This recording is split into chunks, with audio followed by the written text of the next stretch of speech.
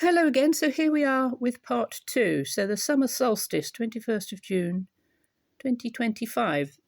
10 of Cups, the conjunctio, the sacred marriage. So the divine feminine and the divine masculine aligning.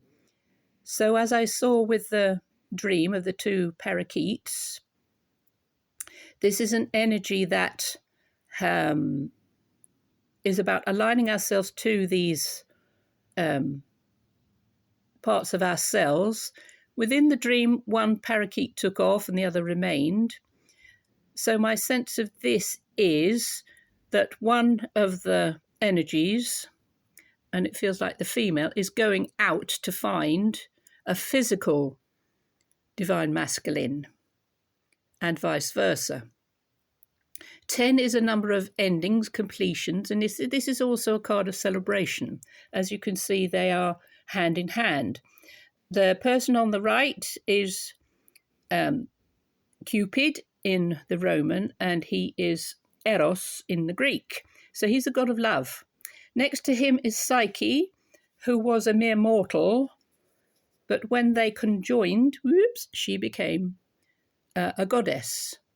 So it's lifting your vibration, your energies, your soul, to bring it into alignment with that vibration of who you truly are, who you are becoming. We have the Knight of Pentacles. So this is the energy around us which says there is no need to rush. All of this stuff is happening in divine timing. It will bring you to a point of choice along the way. And as we move from the summer solstice to the autumn equinox, so over the next 3 months, this is how you have processed all of that awakening divine energies into your very being, and how you start to work with that. You cannot rush at anything because you would, 10 of Wands, blow a fuse. So we have two 10s, 10 of Cups, 10 of Wands. This is also Aries energy. As you can see, there's the ram here, and this is Jason and the Argonauts who went to find the golden fleece. So this is him at the end of his journey, having found his goal, but it's left him exhausted, burned out. So you don't want to process this stuff so fast that you feel completely burned out and that your get up and go has got up and gone. If we look in the past, recent past, the 7 of Swords. Swords are to do with your mind, with how you communicate, how we speak with each other. So it's writing, texting, how you let things be known or not, as the case may be. So this is about strategy. 7 of Swords is learning to be strategic with your words so that they do not cut anybody. They're not sharp. They are used in such a way that you can put across what it is you want to know. This is not getting away with anything. It's much more to do with being subtle with how you come across to people. Then the near future, we have the King of Pentacles, the Tower, and the Ace of Cups. King of Pentacles, this is to do with your material self, how you bring things into your life to align you with wealth in lots of different forms. So it's not just about money. It could be a wealth of ideas. It could be a wealth of friendships. This is King Midas, who in the myth asked the gods for great wealth. And so they granted it, and everything that he touched turned to gold.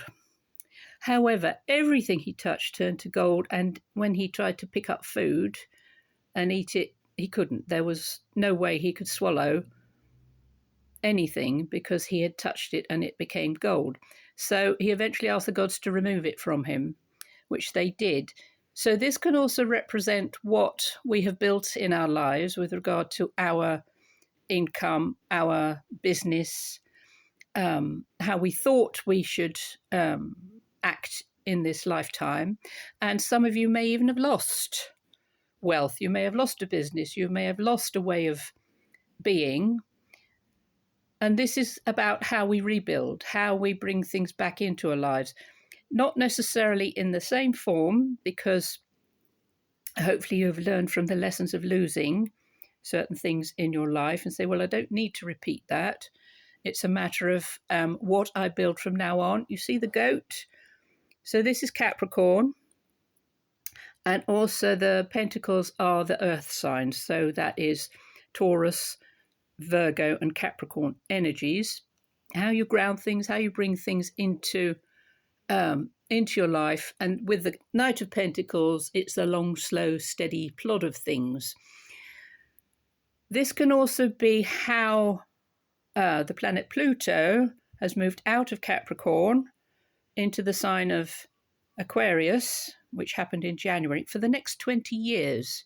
So again, there is no rush. There is no need to get everything done immediately. This is a slow, steady process of coming into your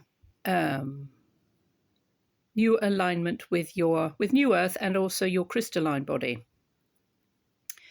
Be aware that when the Tower shows up, a lot of things will be falling away. And you need to let them. You need to let the things crash around you. It may be appear to be violent and upsetting and a great disturbance to you, or you can see it as, oh, at last I've let go of that, and I feel really relieved, because I've hung on to it for such a long time, and it was painful and it was emotionally draining. And all those people and situations around me that I've been supporting in the past, I now have to let them go, because they do not serve me any longer, and they need to be let go of so that they can follow their path and I can start to embrace the path that I'm taking. Beautiful Ace of Cups. So aces are always new beginnings, how we embrace those lovely new things that are coming to us. And sometimes we can't let those things in until we say goodbye to those things that have been holding us back. This is Aphrodite, or Venus, the goddess of love, and she's the mum to Eros, or Cupid. And the cup she's holding is enormous. So you have to start with you, with self-love, and how you cannot give from an empty cup. Remember that. What you give out to others can drain you if you don't keep filling your cup. So self-care, and that is not just physical, it's emotional, it's spiritual, and it's mental. So we'll finish off with an oracle card and see what energies this summer solstice leaves you with. Oops. So, whoops, here we are. Ooh, the hawk. Now, the hawk is a messenger, and he also brings omens. So whatever it is that shows up, notice what you notice. It is that ability to have a bird's eye view. Or as the lovely Pam Gregory says, be on your eagle's perch. Be the observer. Observe, do not absorb. Flying high, looking down on situations, and being able to take yourself away from things that do not serve you. So going back to the two parrots that I saw in my dream, and also the blackbird that we found on the windowsill, open your wings, my lovelies. Open your wings. Let yourself fly. Don't let anything hold you back. So there we are. There's our messages for the summer solstice from Miss Lyra and from me. We love you lots. We'll see you again really soon. Bye for now.